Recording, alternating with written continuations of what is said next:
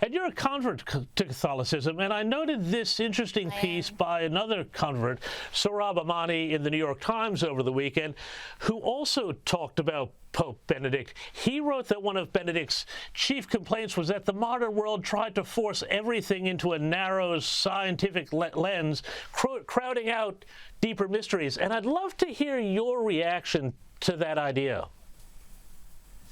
Well, I think the mystery of the Catholic Church and the beauty is what brought me into it, and learning more about the saints and the tradition is really, when I explored that, it was something that I couldn't say no to, because the more you learn, the more you fall in love with the doctrine of the Catholic Church. So rather than being restrictive, there's so much mystery and beauty around it, and he really, as much as his writings were complex, the beauty behind them, once you start to read and the more you start to understand it, it just draws you in. It's irresistible.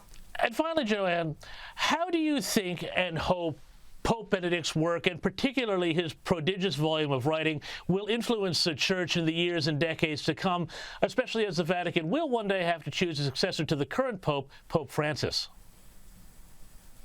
Well, I'm really excited actually to see the writings that will come now following his passing, because he hasn't published any of the work that he's been, sitting in his study and working on all this time in his retirement. So I'm sure that will lead one day to him being declared a doctor of the Church. So that's really exciting things to come. Joanne Bergamin, thank you. To have been in the Vatican.